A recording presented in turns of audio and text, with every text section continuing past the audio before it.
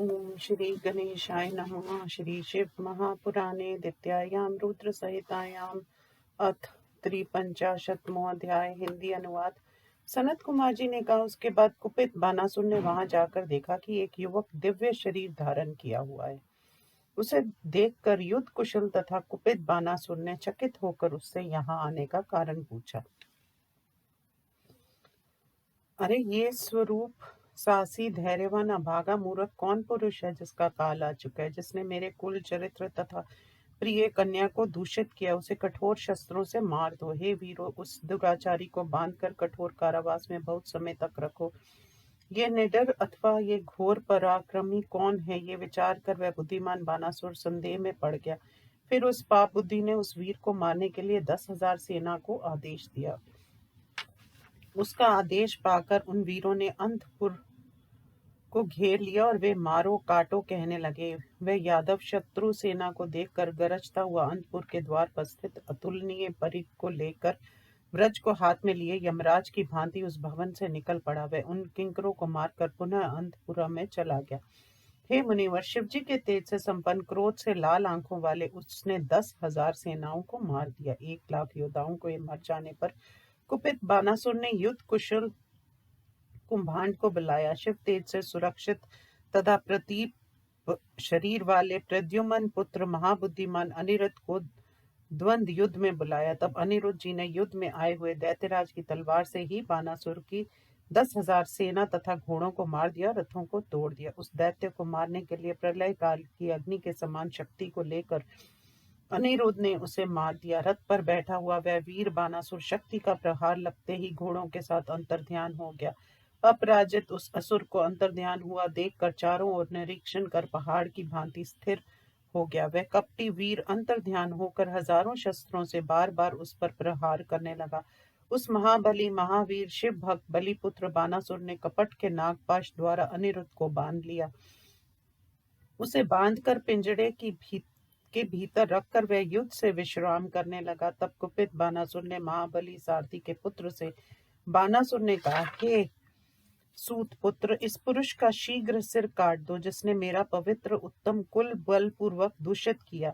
इसके सभी अंगों को काट काट कर राक्षसों को दे दो। इसके रक्त तथा मांसों को कौवे या चीले कौवे भी खाएं। हे सूतपुत्र, इसे आघात तथा घास वाले कुएं में डालकर मार दो। अधिक क्या कहा जाए, सब प्रकार इसे मार दो। सनत कुमार जी ने कहा, उसके वचनों को सुनकर धर्म बुद्धि निशाचर कुंभांड ने बानासुर से कुंभांड ने कहा, हे देव, आप विचार कीजिए, ऐसा करना उचित नहीं है। इसे मार डालने से आत्मा का हनन होगा, ऐसा मेरा विचार है। ये तो विष्णु के समान पराक्रमी दिखलाई देता है तथा तुम्हारे इस शिव जी के तेज से ये समृद्ध है। परम पुरुषार्थी ये चंद्रचूड़ के साहस से युद्धों में इस अवस्था को प्राप्त हुआ है। ये महाबली श्री कृष्ण का पौत्र बलपूर्वक दैत्य रूपी सर्पों से डसा हुआ भी हम सबको तृण के समान समझता है। सनत कुमार जी ने कहा, वह राजनीति को जानने वाला दानव इतनी बात बानासुर से कहकर अनिरुद्ध से कहने लगा। कुंभार ने कहा, हे वीर, तुम कौन हो, किसके पुत्र हो, मेरे सामने सच सच कहो। अरे दुराचारी नीच पुरुष, तुम्हें यहाँ कौन लाया?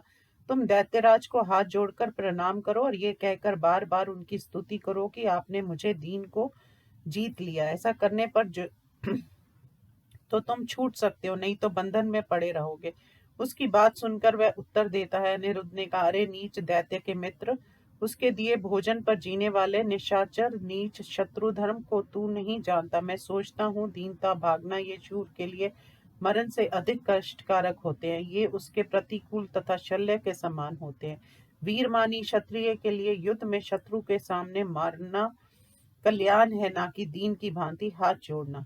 सनत कुमार जी ने कहा, इस प्रकार उसने अनेक विरोचित वचन किए। उन्हें सुनकर कुंभांड सहित बानासुर चकित तथा कुपित हुआ। उस समय बानासुर, उसके मंत्री वीरों तथा अनिरुद्ध को आश्वस्त करने के लिए आकाशवाणी सुनाई पड़ी। आकाशवाणी ने कहा, हे शिव भक्त महावीर सुमति बलिपुत्र बान, क्रोध मत करो, विचार करो। सर्वेश्वर परमेश्वर कर्म साक्षी शिव जी है। चर अचर रूप ये संसार उन्हीं के अधीन है।